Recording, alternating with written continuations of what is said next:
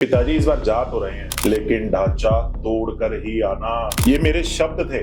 मुझे पिताजी ने बोला कि जब तूने मुझे ऐसा बोला कि ढांचा तोड़ के ही आने का मतलब ये था कि भाई अगर ढांचा नहीं तोड़ा तो आना भी मत। वो जुनून उनके मन में और आया कि मेरा एक छोटा सा बालक, उस समय 7 साल का बालक, मेरे को ये कह रहा है 6 दिसंबर 1992 को जब कार सेवा हुई ढांचा टूटा। अगर 6 दिसंबर 1992 को उस दिन वो ढांचा नहीं टूटता तो आज हमारे भगवान का मंदिर भी नहीं बनता।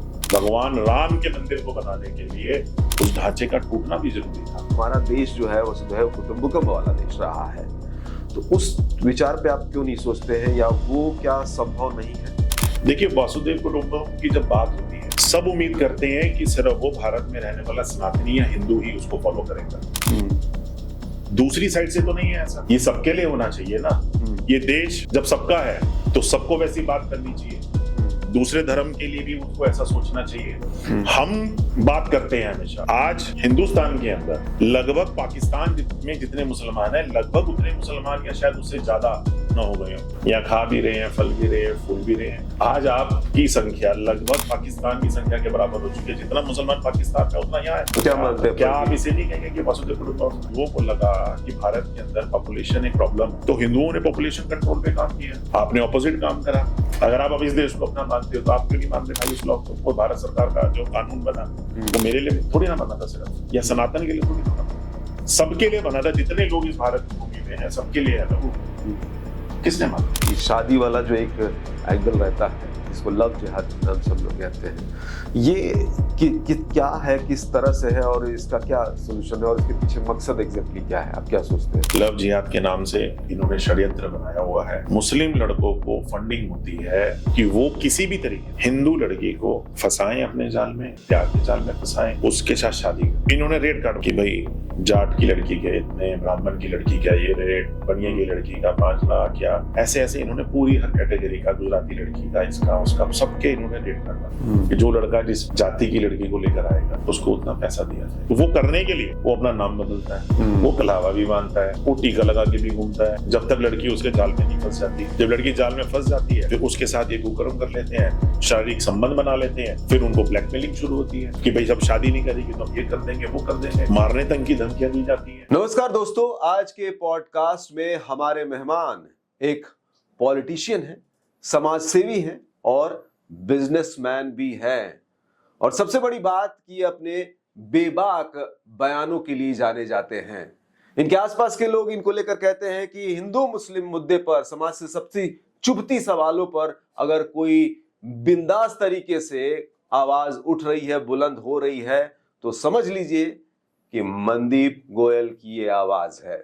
और आज स्टूडियो में वो हमारे साथ मौजूद है। इनसे हम तमाम बातें करेंगे, देश की राजनीति को लेकर, हिंदू मुस्लिम मुद्दे को लेकर, यहाँ के हालात को लेकर, आर्थिक स्थिति को लेकर। बात से बात निकलेगी और बात दूर तलक जाएगी। मनदीप जी, बहुत बहुत स्वागत सर आपका। बहुत बहुत धन्यवाद, प्रणाम, जय श्री राम। सर, बातें बहुत करेंगे, लेकिन मैं आपकी प्रोफाइल देख रहा था तो उसमें एक शब्द आ रहा था कि सन ऑफ बाबरी विध्वंसक। जरा इसको अपने शब्दों में हमें समझाइए कि ये क्या है। देखिए, मेरे पिताजी माननीय श्री जय भगवान गोयल जी, वो राम जन्मभूमि आंदोलन से जुड़े रहे शुरुआत से। 1990 की कार सेवा में भी वो वहां उपस्थित थे। उस समय वो शिवसेना को लीड कर रहे थे। 1990 की कार सेवा में उनका नाम बलिदानियों में भी आ गया था। हमारे घर पे 7 दिन की ये खबर थी कि वो वहां पे अब नहीं रहे, वो बलिदान हो चुके हैं। तो घर का माहौल जो है, आप समझ सकते हैं, जब घर पे किसी का ऐसा संदेशा आ जाए तो क्या होता है। क्योंकि उस समय जो था, कोई कम्युनिकेशन के भी साधन इतने ज्यादा नहीं थे। जब वो लौटे तब हमारे यहाँ घर में खुशियां हुई, और जब दोबारा ये कार सेवा की बात आई, उस समय वो शिवसेना नॉर्थ इंडिया को हेड करने लगे थे, पूरे उत्तर भारत प्रमुख बन चुके थे। और वो जब जा रहे थे, मैंने उन्हें बोला, मुझे पिताजी ने बताया भी और मुझे याद भी है आज भी, कि पिताजी इस बार जा तो रहे हैं, लेकिन ढांचा तोड़कर ही आना। ये मेरे शब्द थे। ये शब्दों से मुझे पिताजी ने बोला कि जब तूने मुझे ऐसा बोला कि ढांचा तोड़ के ही आने का मतलब ये था कि भाई अगर ढांचा नहीं तोड़ा तो आना भी मत। वो जुनून उनके मन में और आया कि यार मेरा एक छोटा सा बालक, उस समय 7 साल का बालक मेरे को ये कह रहा है। 6 दिसंबर 1992 को जब कार सेवा हुई, ढांचा टूटा। ढांचा टूटने के बाद सर्वप्रथम पूरे विश्व में बाबरी विध्वंस की अगर किसी ने जिम्मेवारी ली, वो मेरे पिताजी माननीय श्री जयमोहन गोयल ने ली कि हाँ हमने ढांचा तोड़ा है। अगर दुनिया की कोई शक्ति दोबारा बनाएगी तो हम दोबारा उसको तोड़ेंगे। इसीलिए मैं लिखता हूं प्राउड सन ऑफ बाबरी विध्वंस। आप किसी तरह का इसको लेके कोई मन में आपके डाउट नहीं है, कोई और रास्ता हो सकता था, इस तरह का कोई विचार नहीं है? देखिए कोई डाउट नहीं है, बड़ा क्लियर है। अगर 6 दिसंबर 1992 को उस दिन वो ढांचा नहीं टूटता तो आज हमारे भगवान का मंदिर भी नहीं बनता। भगवान राम के मंदिर को बनाने के लिए उस ढांचे का टूटना भी जरूरी था। तो इसलिए उस पर गर्व है, जीवन भर रहेगा, मरते दम तक रहेगा। हमारे परिवार की आने वाली पीढ़ियां भी इस पे गर्व करेंगी। मनदीप जी, जितना मैंने आपको देखा है, सुना है, और जो जिस तरह से आपके वीडियोस आते हैं, बिल्कुल एक खुलापन और आपके सोच में बिल्कुल एक दृढ़ता दिखती है। बावजूद इसके मैं पूछता हूं कि जिस लाइन को लेकर आप चल रहे हैं, जिस सोच को लेकर आप चल रहे हैं, क्या उसमें कोई फ्लेक्सिबिलिटी या बीच का रास्ता, जो कहा जाता है हमारा देश जो है वसुधैव कुटुंबकम वाला देश रहा है, तो उस विचार पे आप क्यों नहीं सोचते हैं, या वो क्या संभव नहीं है? देखिए वसुधैव कुटुंबकम की जब बात होती है, सब उम्मीद करते हैं कि सिर्फ वो भारत में रहने वाला सनातनी या हिंदू ही उसको फॉलो करेगा। दूसरी साइड से तो नहीं है ऐसा। ये सबके लिए होना चाहिए ना। ये देश जब सबका है तो सबको वैसी बात करनी चाहिए। दूसरे धर्म के लिए भी उसको ऐसा सोचना चाहिए। हम बात करते हैं हमेशा, आज हिंदुस्तान के अंदर लगभग पाकिस्तान में जितने मुसलमान हैं, लगभग उतने मुसलमान या शायद उससे ज्यादा ना हो गए हो। तो यहाँ रह ही रहे हैं ना, यहाँ खा भी रहे हैं, फल भी रहे हैं, फूल भी रहे हैं। ऐसे कैसे हो गया? जब बंटवारा हुआ था तो 2 करोड़ थे। आज आपकी संख्या लगभग पाकिस्तान की संख्या के बराबर हो चुकी है। जितना मुसलमान पाकिस्तान में उतना यहाँ है।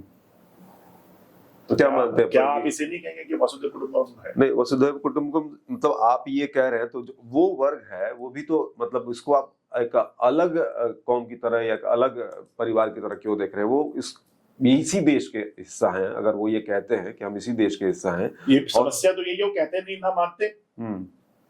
आप प्रॉब्लम तो यही है, समस्या उत्पन्न ही वही होती है।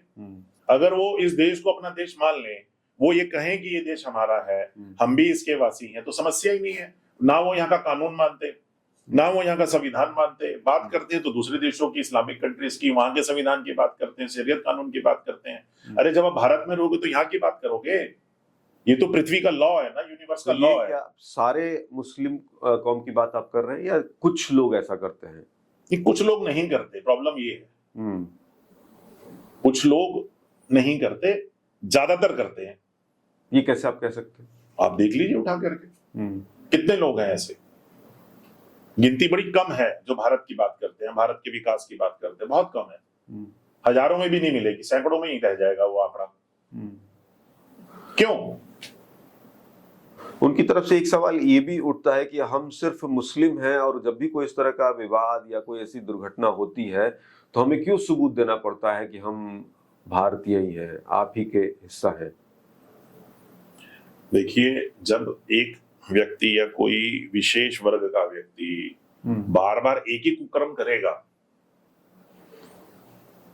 जैसे पुलिस के अंदर एक बैड कैरेक्टर घोषित किया जाता है एरिया का, यार ये एरिया का बदमाश है, बीसी डिक्लेयर हो गया, तो अगर उस एरिया में कुछ भी कोई बात होगी तो उसी से पूछा जाएगा, बताया जाएगा, भाई बता क्या समस्या है।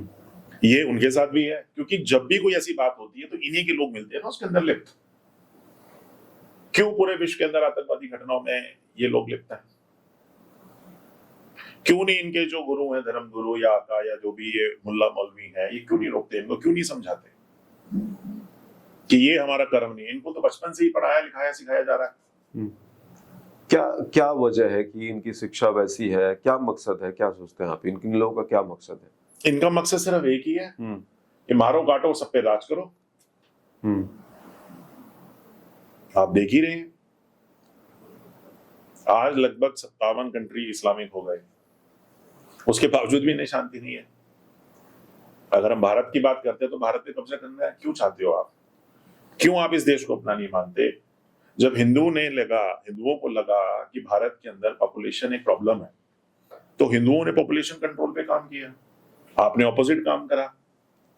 अगर आप अब इस देश को अपना मानते हो तो आप क्यों नहीं मान रहे भाई उस लॉ को? भारत सरकार का जो कानून बना वो मेरे लिए थोड़ी ना बना था सिर्फ, या सनातन के लिए थोड़ी ना बना था, सबके लिए बना था। जितने लोग इस भारत की भूमि पे हैं सबके लिए है ना वो। किसने माना? वो वर्ग भी तो है मुस्लिम में जो इस कानून को मानता है, इस देश का एक नागरिक है, सम्मानित नागरिक। मुझे आप नंबर बताए ना जी, नंबर। फिर अगर आंकड़ों की बात करनी है तो दिखाएं ऐसे कितने हैं। कितने हैं? मैं कह रहा हूं होंगे, कुछ होंगे, मैं मना नहीं कर रहा, होंगे, थोड़े हैं, बहुत थोड़े हैं। कि परसेंटेज ऑफ पॉपुलेशन जिस तरीके से बढ़ रही है उससे उनका ग्रोथ रेट दिखता है ना। तो कैसे पाकिस्तान की पॉपुलेशन आज भी 25-26 करोड़ है और भारत के अंदर भी इतने हो गए लगभग, कितने कम समय में। पाकिस्तान तो नहीं बनता, पाकिस्तान को भी 100 करोड़ से ऊपर होना चाहिए था, 50 करोड़ से ऊपर होना चाहिए था। जनसंख्या को लेकर तो इस तरह के बयान आते भी रहते हैं, चाहे मुस्लिम समुदाय की तरफ से आए या हिंदू समुदाय की तरफ से भी आए। आरएसएस की तरफ से भी इस तरह के बयान आते हैं कि हम बच्चे जो है ज्यादा होने चाहिए, विवाद होता है। आपका इस पे क्या टेक है? अगर आप कह रहे हैं कि वो लगातार बढ़ते जा रहे हैं, अपनी संख्या बढ़ा रहे हैं, क्या सोच है इसके पीछे?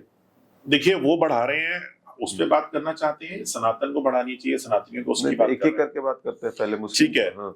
वो तो बढ़ा रहे हैं, उनका तो एजेंडा क्लियर है, वो तो बोलते ही है कि लड़के लिया पाकिस्तान और अब हंस के लेंगे हिंदुस्तान, कुछ करने की जरूरत ही नहीं। लेकिन उसके बावजूद जहां जहां इनकी संख्या बढ़ती है वहीं लड़ाई झगड़े गंदगी फैलाते हैं। इनको पसंद ही नहीं है। अच्छा, अरे भारत के अलावा भी मुसलमान रहते हैं अलग अलग कंट्रीज में। दुनिया भर की इस्लामिक कंट्रीज हैं। यूएई भी तो एक इस्लामिक कंट्री है। आप जाके दुबई देखिए क्या डेवलपमेंट कर रहा है। हाँ, अगर पूरा विश्व का वो देखा जाए तो अगर मुस्लिम समुदाय की बात करें तो 25% है। बिल्कुल है, 25% है, लगभग 2 बिलियन के आसपास हैं ये लोग। 25% होने के बावजूद आपको और कितना बढ़ाना है भाई? यूएई, दुबई क्या विकसित देशों में नहीं आता है? उसने पूरी विश्व के अंदर अपनी एक अलग छाप बनाई है। कतर देखिए, कतर भी एक छोटा सा कंट्री होने के बावजूद भी वहां पे भी आज पर कैपिटा इनकम इतनी अच्छी है। मलेशिया है, इंडोनेशिया है, मुस्लिम कंट्रीज होने के बावजूद ये बड़ा अच्छा अपने आप को डेवलप कर रहे हैं। यहाँ इतना टूरिज्म है, वहां तो ऐसी बातें नहीं है। तो ये जो आप का एक जो विचारधारा है वो क्या सिर्फ हिंदुस्तान के मुसलमानों को लेकर ही है या फिर दुनिया में जितने भी मुसलमान हैं उनके लिए भी है? देखिए, हिंदुस्तानियों में जो रह रहे हैं उनके लिए तो है ही है। अच्छा। और कंट्रीज की तरफ हम बाद में देखेंगे। पहले हमारा कर्तव्य है कि पहले हम अपना घर ठीक करें। जब हमारा घर ठीक होगा, मजबूत होगा, तभी तो मैं किसी को और जाके देख पाऊंगा। जब हम प्लेन में सफर करते हैं सबसे पहले हमें यही तो सिखाया जाता है कि भाई साहब पहले अपने मास्क लगाइएगा, तब दूसरे के लगाना। ऐसी भारत है, पहले मेरा घर ठीक होना चाहिए, जब मेरा घर ठीक होगा तब मैं किसी और को ठीक कर सकता हूँ। तो दूसरे देशों की तरफ नहीं जाएंगे ना, वहां हम जाके कुछ उन्हें क्या सिखाएंगे? भी वो लोगों को उनको देखना है, भारत को देखना मेरा कर्तव्य है, हमारा कर्तव्य है जितने यहाँ रहते हैं 140 करोड़ लोगों को देखना है कि भारत को कैसे संभालना है। हम लोग बचपन से जब बच्चे होते हैं तो उस समय तो इस तरह का भाव नहीं आता है। सब बच्चे आपस में मिल रहे हैं, जुल रहे हैं। इवन जहाँ आस पास पड़ोस के लोग हैं वहाँ मुस्लिम परिवार भी है, वहाँ भी मिलते हैं, जुलते हैं, दोनों एक दूसरे के धर्म में त्योहारों में आते जाते हैं, वो प्यार दिखता है। लेकिन जैसे ही जब मामला राजनीति पे जाता है तो वो एक अलगाव। ऐसा कुछ नहीं है जी, कोई राजनीति पे तो बना दिया गया है, राजनीति का विषय नहीं है। कोई ऐसे प्यार से नहीं रह रहे, वो हाथी के दांत दिखा देंगे और खा लेंगे और है। अगर ऐसा है तो होली के ऊपर क्यों ड्रामा होता है? अगर होली शुक्रवार को पड़ गई कि हमारी नमाज है, होली का रंग ना पड़ जाए, अरे पड़ जाएगा तो क्या हो जाएगा? आपने जो बोला कहाँ है वो प्यार वाली बात? विरोध किसने किया? ऐसे भी लोग हैं जो ऐसे नहीं है, सारे ऐसे पूरे देश में बवाल मचा कि भाई शुक्रवार की होली है तो ड्रामा होगा। कैसे करेंगे हम अपनी नमाज? तो वही तो मैं कह रहा हूँ कि ये जैसे ही मामला राजनीति के स्तर पे जाता है तो वहां पे ज्यादातर दिखता है, लेकिन ऐसे भी तो परिवार हैं जो एक छोटे जगह पे रह रहे हैं और मिलजुल के ही सारी चीजें हो रही हैं, वहां पे नहीं इस तरह का मनभेद बिल्कुल आप जो बात कह रहे हैं, अभी कल 3 दिन पुराना उदाहरण है, ऐसे ही रह रहा है एक परिवार। यमुना पार शादरा की ही बात है, अशोकनगर की, ईस्ट दिल्ली। जी। एक लड़का हिंदू लड़की के घर आता जाता है, काफी समय से आ रहा था, उसको प्यार हो गया, वो परिवार वालों को बोल रहे हैं मेरी शादी करा दो, परिवार वालों ने मना कर दिया, भाई हम तेरी शादी नहीं कराएंगे। उस 19 साल की लड़की को वो लड़का उसके घर में घुसता है, उसे पता था उसके टाइमिंग्स छत पे कब होती है, कब क्या होता है। वो बुर्का पहन के जाता है, छत से उस लड़की को फेंक देता है नीचे और मार दिया, लड़की मर गई। ये होता है कि एक दूसरे में जब परिवारों में घुसते हैं तो क्या करते हैं, क्या कहेंगे आप इसको? उस लड़की का क्या कसूर था कि मेरे को शादी नहीं करनी? अरे भाई नहीं करनी, जबरदस्ती है क्या? उसके पेरेंट्स नहीं चाहते, वो नहीं चाहती। ये खबर अभी हाल ही की है। जी, कल ही लड़की का संस्कार हुआ है उसका। 2-3 दिन पुरानी खबर है। खबर क्या है? ये इंसिडेंट है। तो उसमें तो कुछ इस तरह से एंगल आया था ना कि वो उसके साथ छेड़छाड़ वाली स्थिति कुछ ऐसी बन रही थी और उसके बाद उसने उसको फेंक दिया छत से 5वीं मंजिल पे। कौन छेड़ रहा था उस लड़की को? वो जो अपने घर में कुछ काम कर रही थी। वो बुर्का पहन के क्यों घुसा फिर लड़का? आप अपना भेष बदल के गए ना। बुर्का तो छिपाने का एक तरीका है आप खुद तो को। यार, और वो लड़की 5वें फ्लोर पे इसलिए गई थी कि कुछ टैंकी में कुछ प्रॉब्लम आई थी, जो भी था, वो कपड़े धो रही थी, टैंकी में थी, उसको लड़के को तो पता था कुछ भी, तो जा करके क्यों फेंक दिया, उसको मार दिया। आप कह रहे हैं कि साथ रहते हैं, अरे साथ रहते हैं, लेकिन ऐसे कितने उदाहरण है, हजारों उदाहरण है जी। अरविंद भाई, बहुत सारे उदाहरण है। ये पहले कुछ दिखाते हैं, बाद में कुछ करते हैं।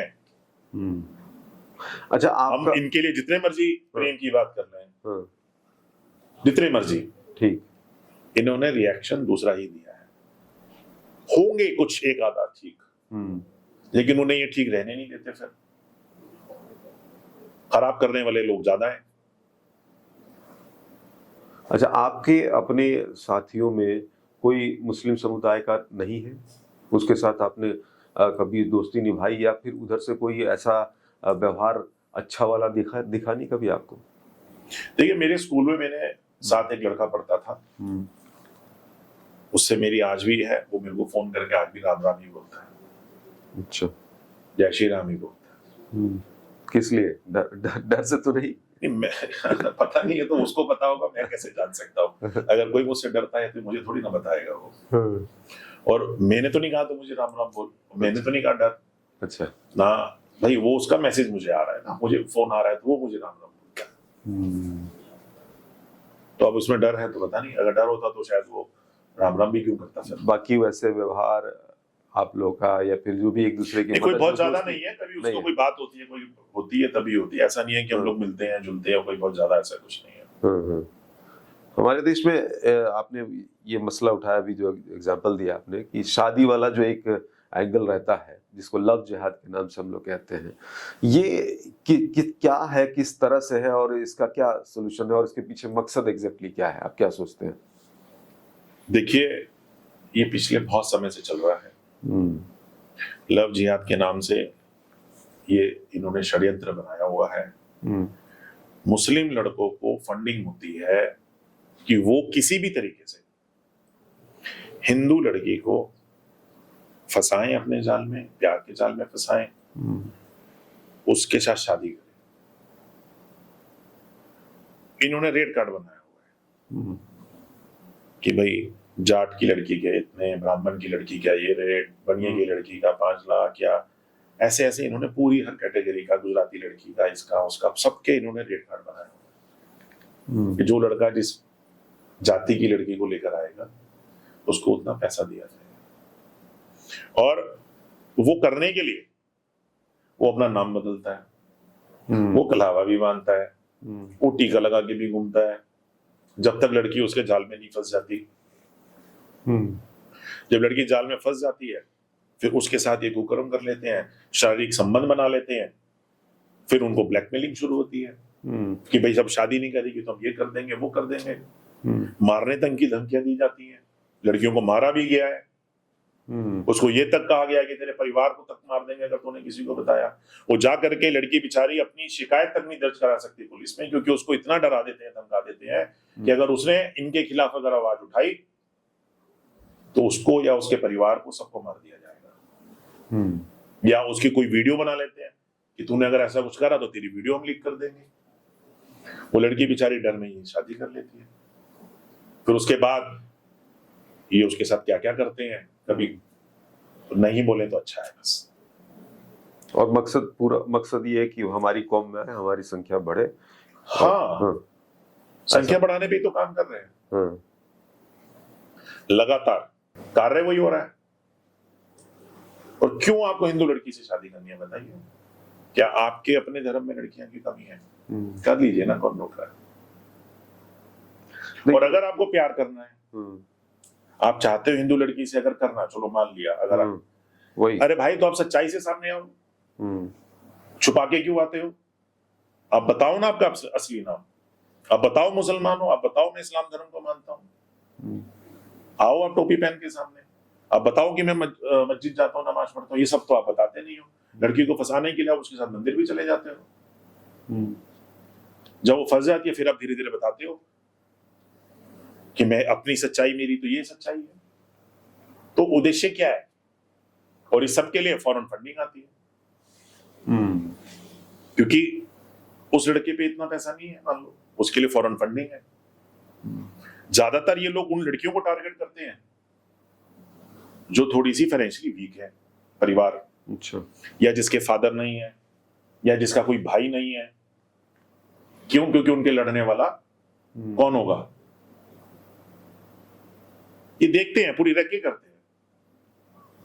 तो ये चलिए, ये कुछ हद तक या जो भी परसेंटेज हो इसका ये हो रहा है, लेकिन क्या तब भी ये पॉसिबल है कि इससे इतर सामान्य तरीके से निश्चल प्रेम से भी शादियां होती है, उसमें धर्म नहीं देखा जाता है और वो धर्म अलग अलग निकल के आता है सामने? देखिए, पहली बात तो शादी जो है एक झूठ का रिश्ता नहीं है, वो है पारदर्शिता का रिश्ता। आपको अपनी सच्चाई बतानी है कि मैं कौन हूं, सामने वाले को भी अपनी सच्चाई बतानी है, तभी रिश्ता बनेगा ना।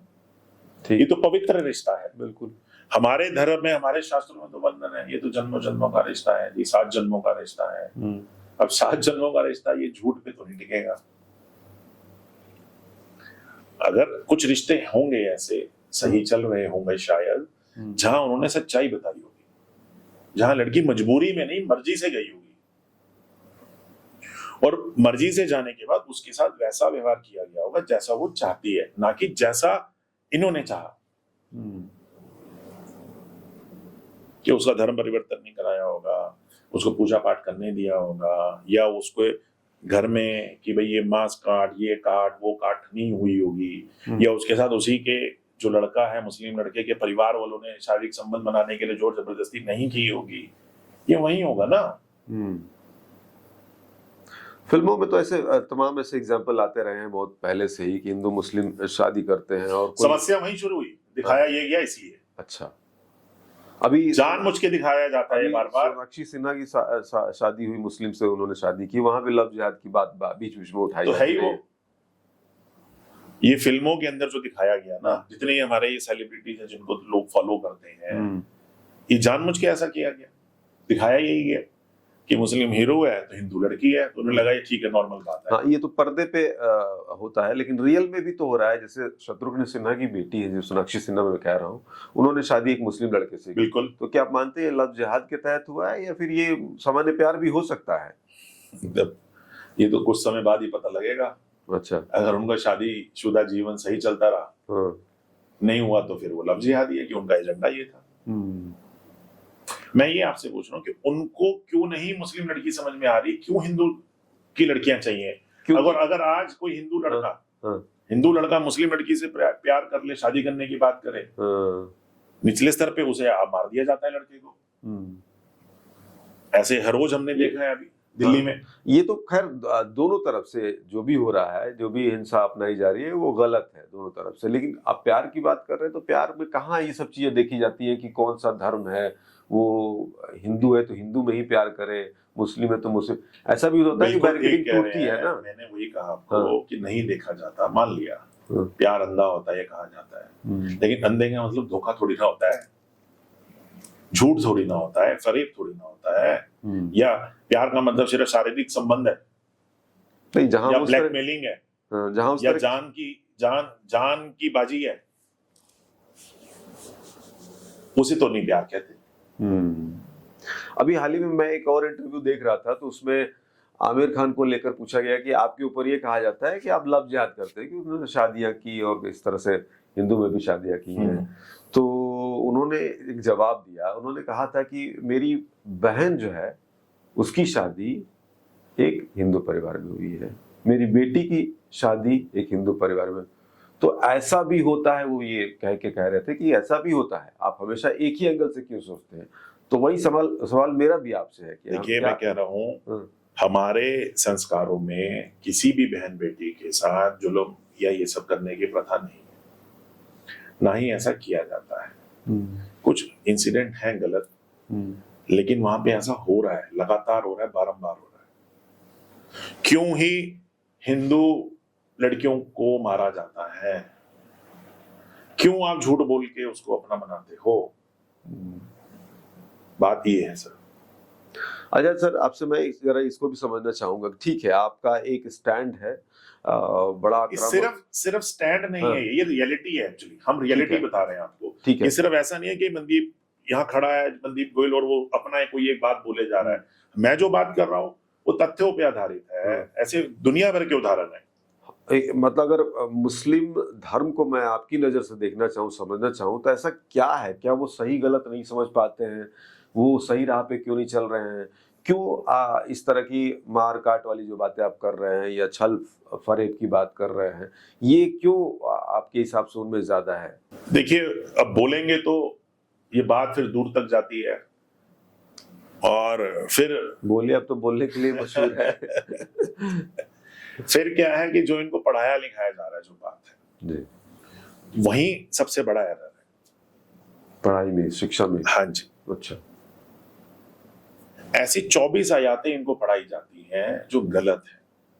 अच्छा, जहां पे मारकाट की बात होती है, जहां पे जो गैर मुस्लिम है उनको लूटने की बात होती है, उनकी बहन बेटियों की इज्जत लूटने की बात होती है। जब एक बच्चे को बचपन से ही ये पढ़ाया जाएगा बार बार, तो वो बड़ा होकर वही सब तो करेगा। समस्या वहां है, उसे कोई ठीक नहीं करना चाहता। आप ठीक कर दीजिए, वहां पे एक्सपेरिमेंट कर लीजिए। मैं तो कह रहा हूं, छोड़ दीजिए सारे संसार को। कुछ बच्चों को बिना वो 24 आयतें हटा के पढ़ाइए और देखिए क्या बनेंगे वो। आपको समझ में आ जाएगा। प्रैक्टिकल करिए ना। रिसर्च का ही तो काम है ना, रिसर्च करें आप। ये भी तो एक रिसर्च का पार्ट है।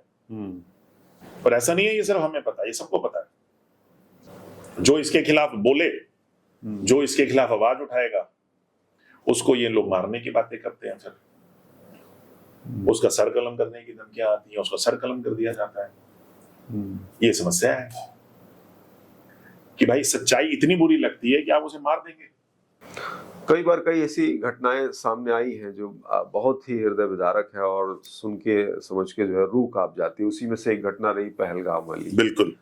और जिस तरह से वहां पे नृशंस तरीके से हत्याएं की गई, उसको तो कहीं से सही नहीं ठहराया जा सकता है।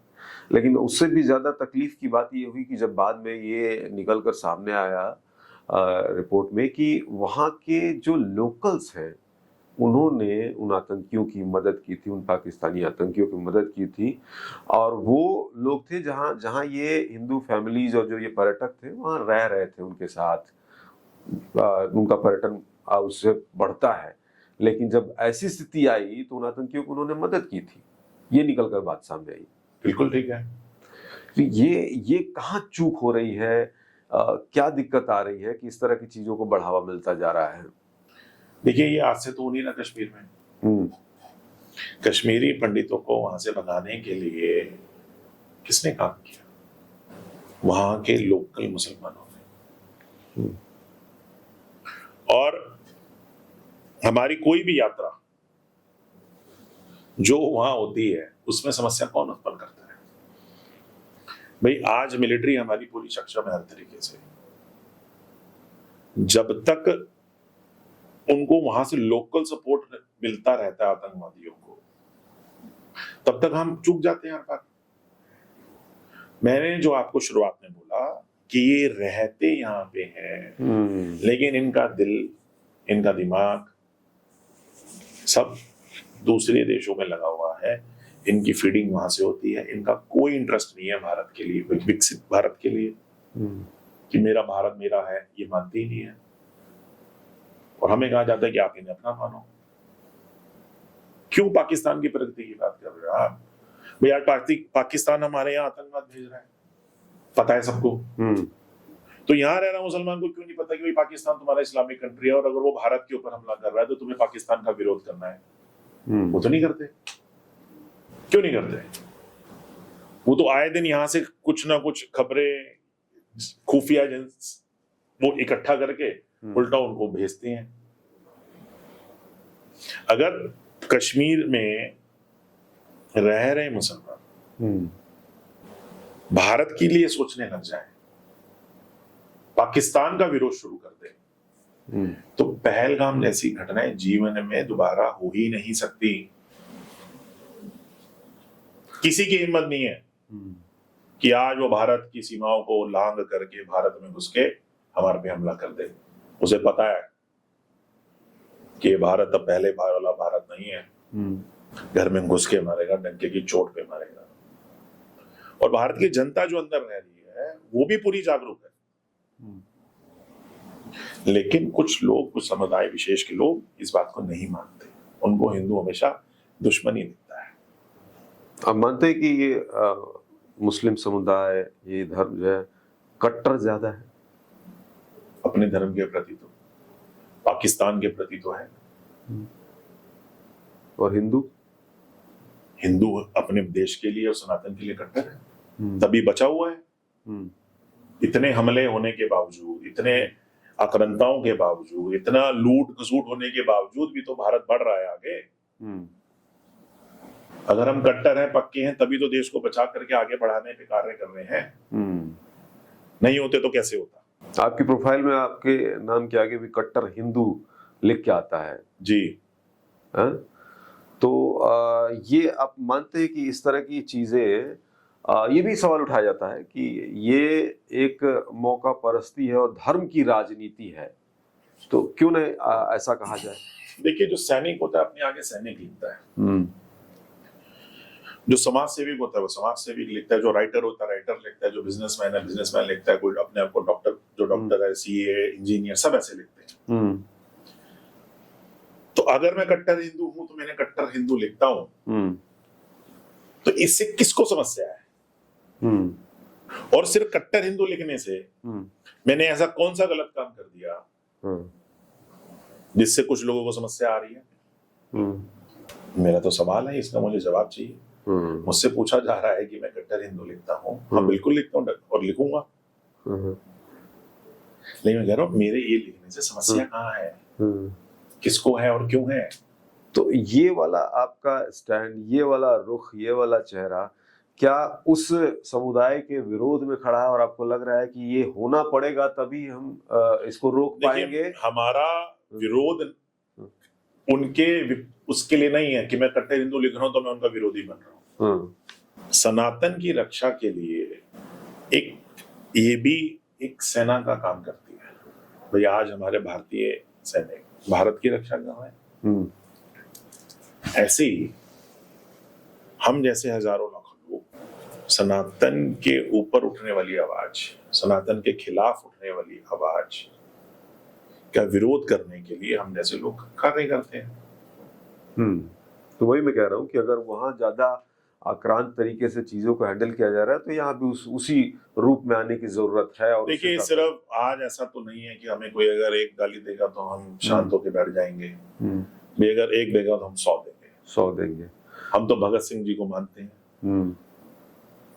एक झापड़ की अगर कोई बात करेगा तो 100 मारेंगे। सुभाष चंद्र बोस, नेताजी सुभाष चंद्र बोस जी को फॉलो करते हैं जी। ऐसे नहीं चलेगा। फिर तो पाकिस्तान हमें मारता रहे और हम मरते रहे, बर्दाश्त करते रहे, वो नहीं चलेगा। अगर कोई हमारा एक मारेगा तो हमें 100 मारने पड़ेंगे, तब उसे पता लगेगा, तब शांत होगा। नहीं तो ये होता ही रहेगा। एक और पहलू बीच में एक चीजें उठी थी कि जनसंख्या को लेकर, बच्चे पैदा करने को लेकर, जो जैसा मैंने भी थोड़ी देर पहले भी कहा था कि आरएसएस ने भी ये चीजें की कि हमें भी बच्चे जो है इतने पैदा करने चाहिए और इस तरह से संख्या बढ़ानी चाहिए। यही तरीका है, यही उपाय है। देखिए, हुआ क्या, जब लगा कि भारत के अंदर जनसंख्या बहुत ज्यादा बढ़ रही है तो हमारे हिंदू भाई बहनों ने जनसंख्या कंट्रोल के ऊपर काम ज्यादा ही कर दिया। कुछ इतना कर दिया कि आज लोग बच्चा प्लान ही नहीं कर रहे हैं। करना ही क्यों है? तो उससे क्या होगा? जो हिंदुओं की रेशो है, मैं कह रहा हूं एक बार को हम उसको भी अगर थोड़ा सा साइड रखे, आज जो बच्चा ही नहीं कर रहे तो उनकी जो आगे की जनरेशन है कहां से आएगी? फिर अगर एक ही बालक है तो आज उसको वो जो बुआ, ताऊ, चाचा, मामा, मौसा, फूफा, ये रिश्ते, भाई बहन के रिश्ते कहां से आएंगे? हमारे यहाँ तो हर त्योहार है, भाई बहन का त्योहार भी है, इतना बड़ा त्योहार है। अगर एक बच्चा होगा, कहां से आएगी वो बहन? कहां से आएगा वो भाई? कैसे करेंगे सेलिब्रेट? कैसे हम धर्म उत्सव कर पाएंगे? शादी में, ब्याह में, मरण में, हर जगह हर रिश्ते का अपना महत्व है हमारे यहाँ। तो वो जो संस्कार है, कोई भी जो किसी एक रिश्ते ने निभाना है, कैसे निभाएगा? फिर तो जो हमारे शास्त्रों में वर्णन है वो लुप्त हो जाएंगी चीजें, होगा ही नहीं। फिर तो एक नया कुछ लिखना पड़ेगा। आज नहीं तो 50 साल बाद लिखना पड़ जाएगा, 100 साल बाद लिखेंगे।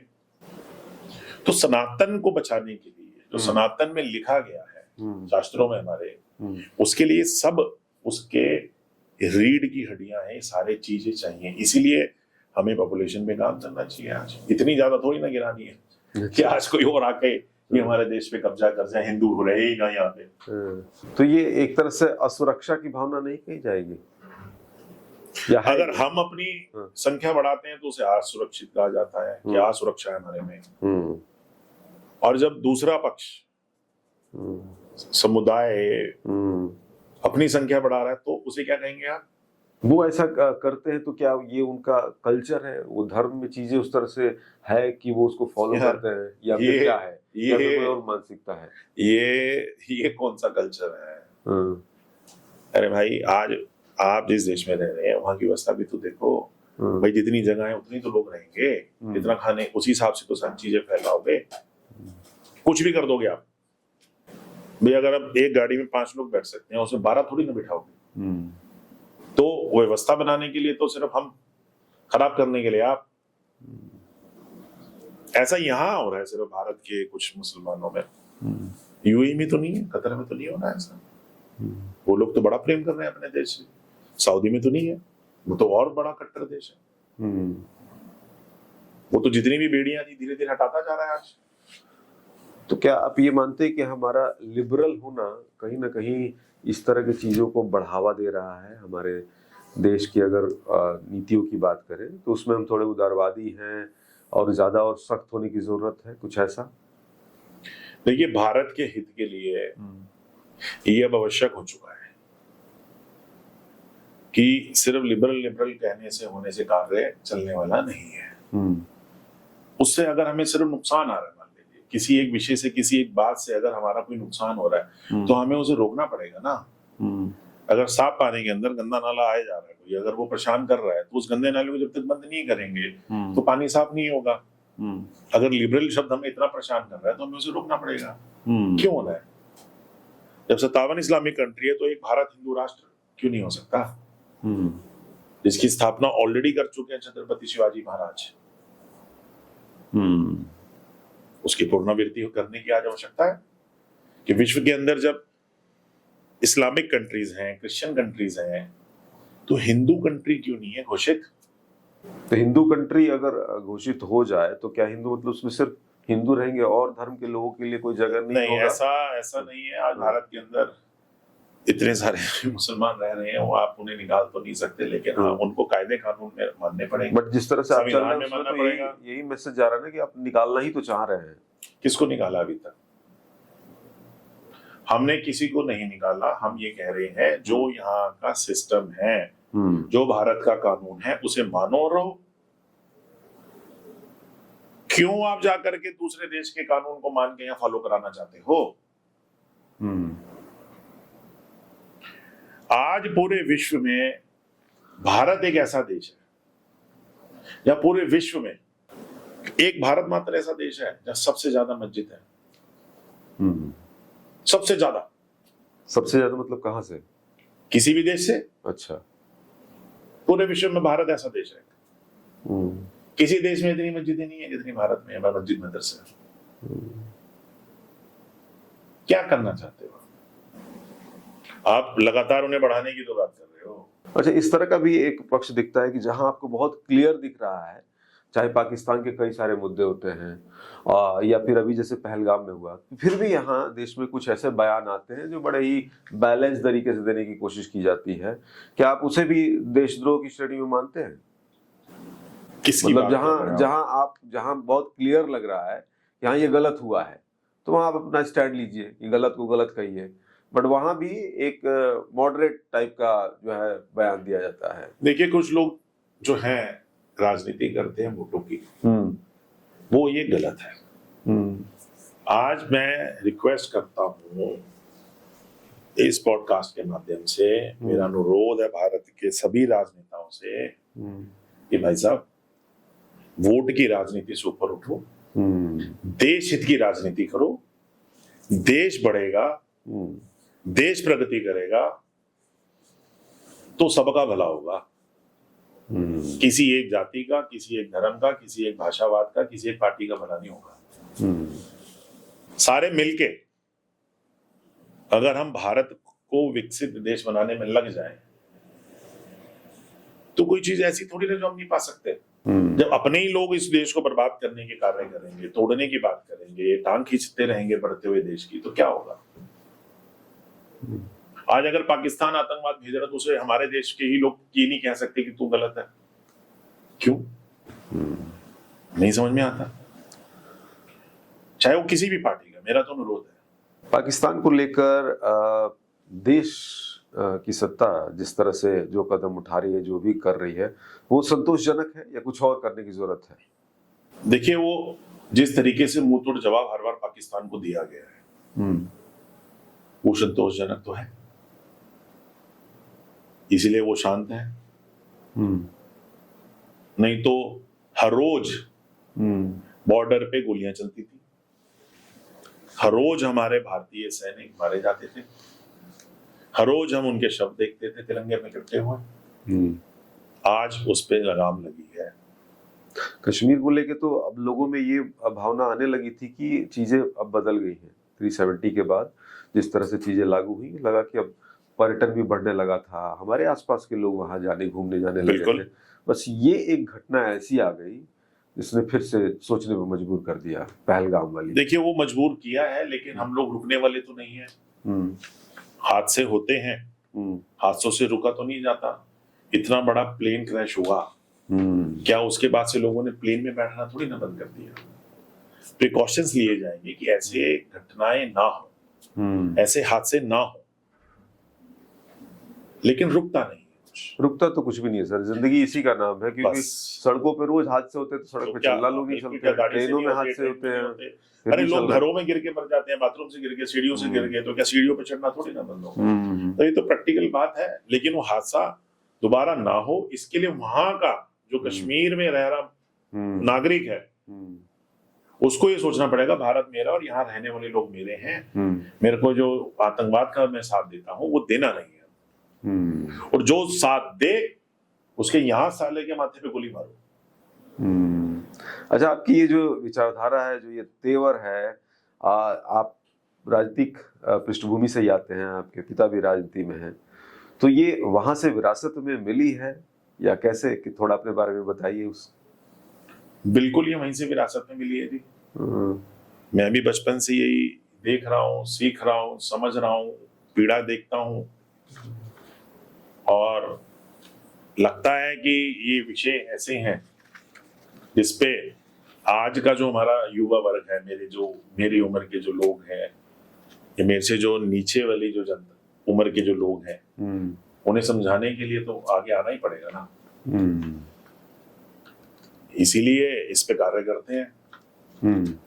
नहीं तो सबको लगता है सब ठीक ठीक चल रहा है। अरे अगर प्रॉब्लम बताएंगे नहीं तो पता कैसे लगेगा। ये विषय है, गंभीर विषय है, इनकी आवाज तो हमें सब युवाओं को मिलकर उठानी पड़ेगी। तो उसी पे कार्य करते हैं। क्या मोटिव लेके आप इस उद्देश्य के साथ आप? देखिए, मैं ये चाहता हूं कि भारत में रह रहा हर व्यक्ति एक अच्छी जिंदगी जी,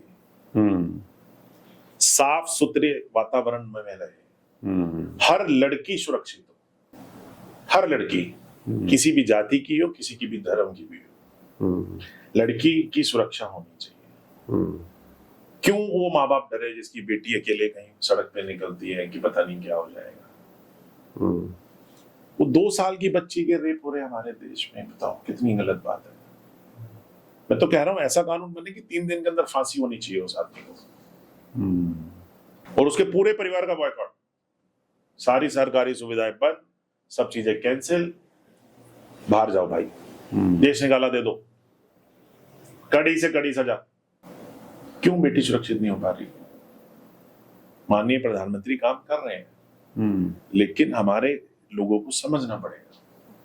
बिल्कुल, देश के लोग भी साथ दें और देश के अंदर के जो हालात हैं, जो नियम कानून हैं, जो व्यवस्थाएं हैं, वो बेहतर हो। लेकिन साथ साथ एक और चीज है ना, विकसित देश, विकासशील देश हम लगातार देखते सुनते आए हैं। बिल्कुल, भारत उसमें कहाँ स्टैंड करता है, और उसको आगे बढ़ाने के लिए आर्थिक स्तर पर भी कहीं ना कहीं कदम उठाने की जरूरत है।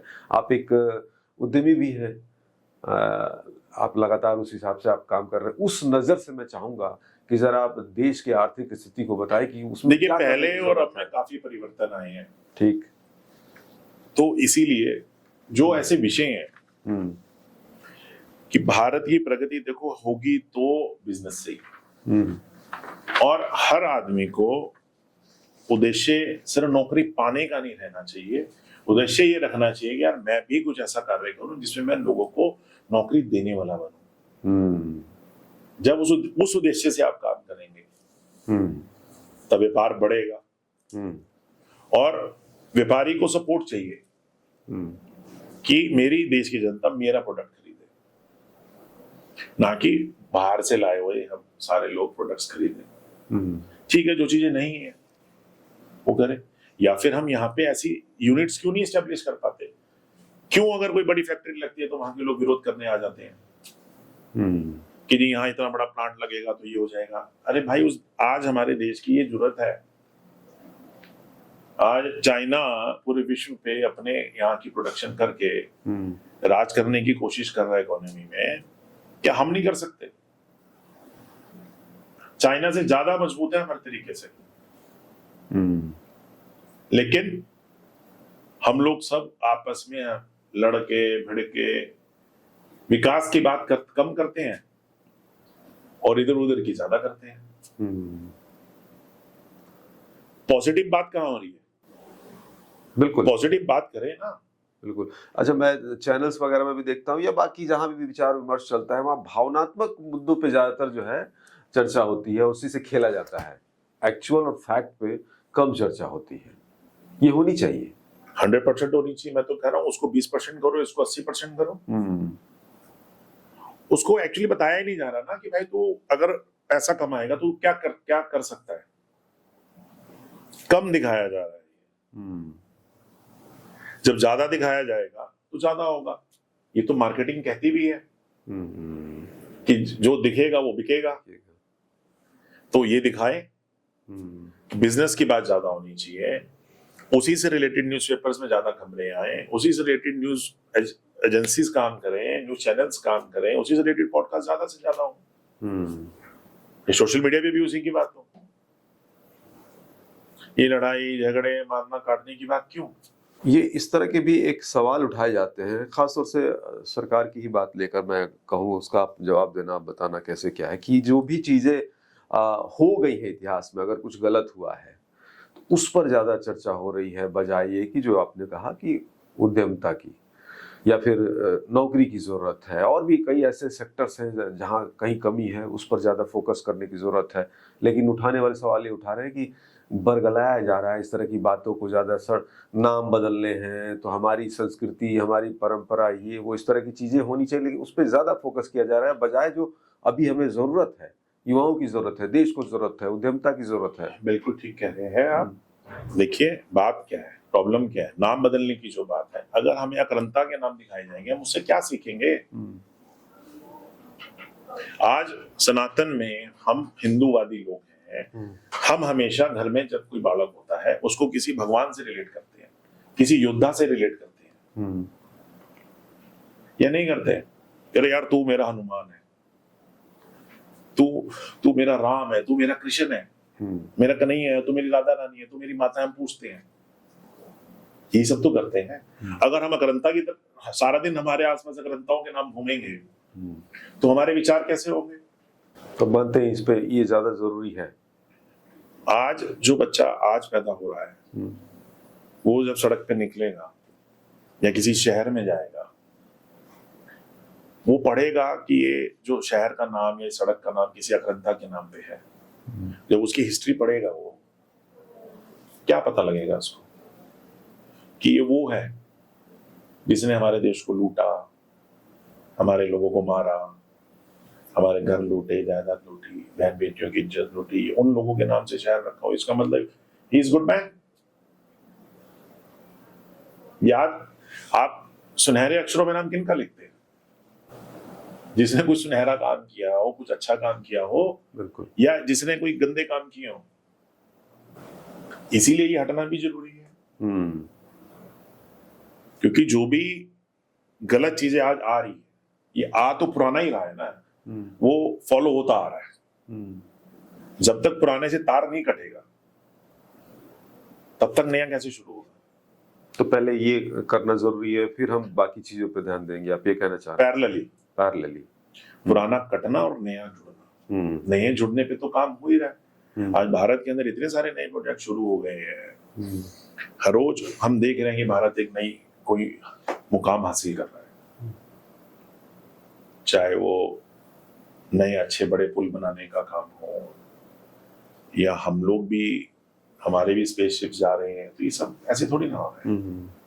सर, यूनाइटेड हिंदू फ्रंट साथ जुड़े हैं, जरा उसके बारे में बताएं, किन मुद्दों पे बात होती है, क्या एग्जैक्टली काम होता है और क्या विचारधारा है? देखिए, यूनाइटेड हिंदू फ्रंट जो है वो एक हिंदू संगठनों का समूह है। कि आज क्या है कि भारत में हमारे बड़े सारे हिंदू संगठन कार्य कर रहे हैं, कहीं थोड़े लोग, कहीं ज्यादा लोग, कोई छोटे स्तर पे, कोई बड़े स्तर पे। यूनाइटेड हिंदू फ्रंट का उद्देश्य उन सभी संगठनों को साथ लेना है। प्लस हमारे देश में बहुत सारी पार्टियां काम कर रही हैं, पॉलिटिकल पार्टीज, बहुत सारे लोग जाति पे भी काम कर रहे हैं, बहुत सारे लोग क्षेत्रवाद पे भी बात करते हैं। यूनाइटेड हिंदू फ्रंट ये कहता है कि हम जातियों में भले या नहीं हैं, भले ही हमारे प्रांत अलग अलग है, भले ही पॉलिटिकली हम अलग अलग पार्टी से हैं, या हम किसी अलग संगठन से भी हैं, लेकिन जब कभी भी हिंदू की बात हो, हिंदुत्व की बात हो, हम सब उन सब बातों को छोड़ के एक हो जाएं। United Hindu front, United Hindu, इसका मतलब मैं अगर हिंदू हूं तो मैं यूनाइटेड हूं, बस।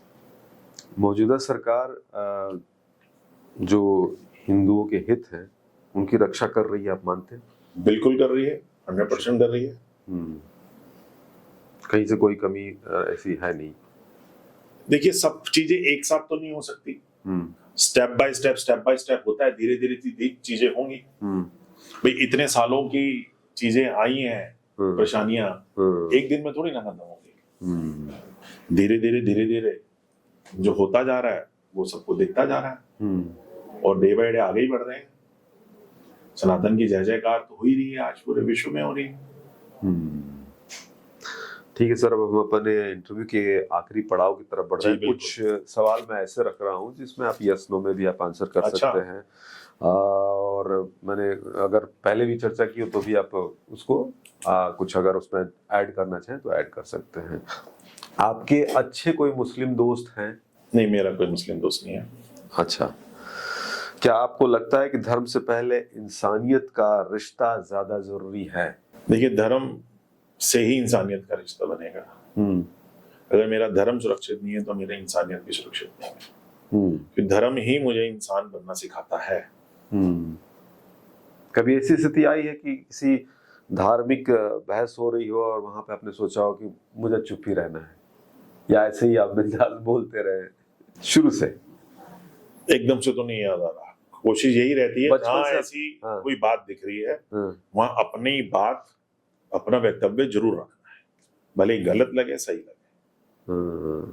और ये नेचर आपका बचपन से रहा है? बिल्कुल। अच्छा, जब मैं छोटी सी उम्र में अपने पिताजी को कह सकता हूँ कि जा रहे हो तो ढांचा तोड़कर ही आना, तो ये बचपन से ही है। धीरे धीरे और इसमें मजबूती आ रही है। क्या आपको लगता है कि ज्यादातर लोग धर्म के बारे में उतना नहीं जानते जितना वो बोलते हैं? देखिए, हर कोई हर किसी चीज के बारे में कभी नहीं जान सकता, क्योंकि ये एक बहुत बड़ा समुद्र है। तो जिसको जितनी जानकारी होती है वो उतनी बात करता है, और सबको सब कुछ पता हो ये तो हो ही नहीं सकता। 100% तो कुछ भी नहीं है।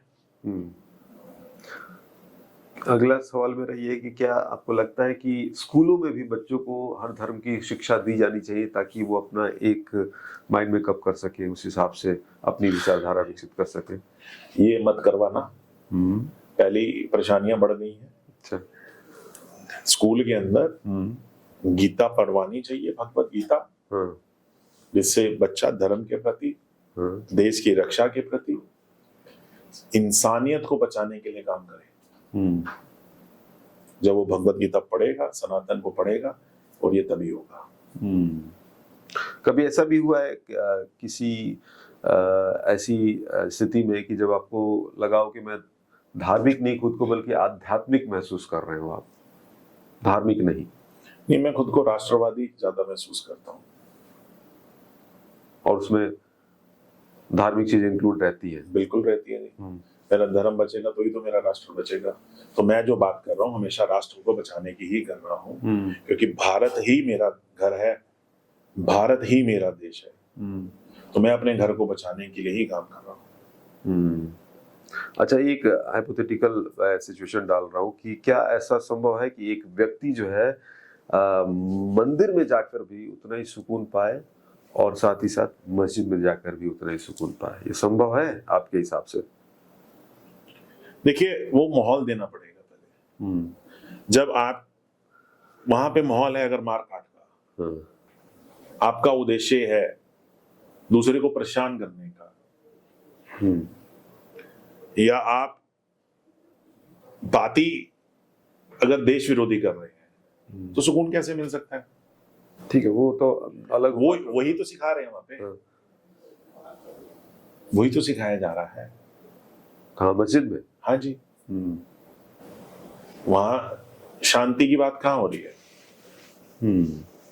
कभी आपकी लाइफ में ऐसे भी चीज आई है कि कुछ आपने गलत बोला हो, गलत किया हो, और सार्वजनिक रूप से आपने उसके लिए माफी मांगी हो ये इस गट्स के साथ, या जो कर दिया बस वो पत्थर की लकीर हो गई, जो बोल दिया वो कर? नहीं, ऐसा तो देखिए कभी नहीं होता है। लेकिन कोई बात ऐसी कोई संज्ञान में नहीं है अभी कि कोई ऐसी बात हुई हो जिसके लिए ऐसा करना पड़ा हो। और अगर ऐसा कभी जीवन में होगा, कोई बात लगेगी, कि जो गलत है और नहीं करनी चाहिए थी, अगर उसके लिए माफी मांगनी पड़ी तो फिर वो भी मांगेंगे। सर, आखिरी सवाल, आपके मुताबिक हिंदू मुस्लिम विवाद क्या है, कैसे परिभाषित करेंगे? देखिए, हिंदू मुस्लिम विवाद नहीं है, मुसलमानों ने जबरदस्ती का विवाद बनाया हुआ है। हिंदू कभी विवाद नहीं करना चाहता। अगर हिंदू विवाद करना चाहता तो आज जितना सुकून से मुसलमान भारत में रह रहा है, उतना खुश मुसलमान पाकिस्तान में भी नहीं है, और ये पाकिस्तान का मुसलमान बोलता है। यही लोग जबरदस्ती अलग अलग विषयों पे आकर के जब हम पे किसी ना किसी बात पे पंगा लेंगे या झगड़ेंगे या हमारी बहन बेटियों के साथ गलत करेंगे, हम तो नहीं बर्दाश्त करेंगे। क्यों करेंगे बर्दाश्त? तो झगड़ा वहां से शुरू होता है।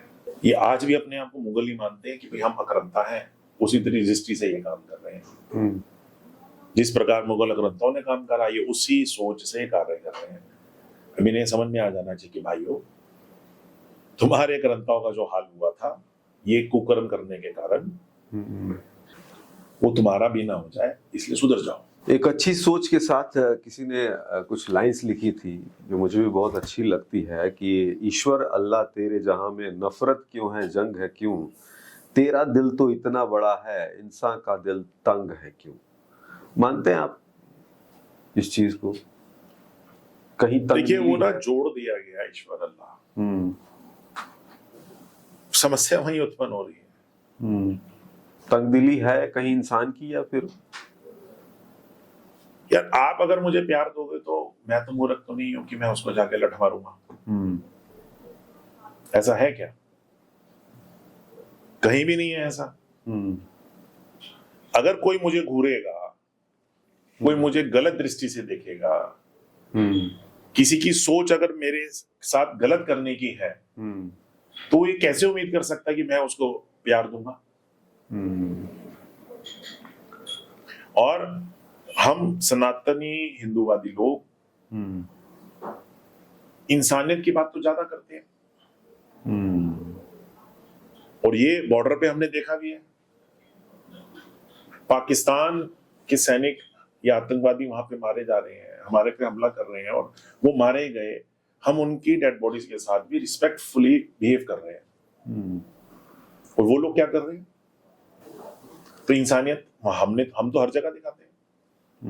हमारे शास्त्रों में या किताबों में हमने पढ़ा है, किसी भी युद्ध के अंदर जहां मुगल अकरंता भी आए मारने, लड़ने, झगड़ने, उसके बाद हमारे हिंदुस्तानियों ने, भारतवासियों ने, अगर उनके लोग जख्मी थे तो उनको भी मलहम पट्टी करी, पानी पिलाया, और उनको अगर कोई दिख जाता था उस लड़ाई में कि कोई हिंदुस्तानी बच गया, सांस ले रहा है, तो वो दोबारा मारते थे।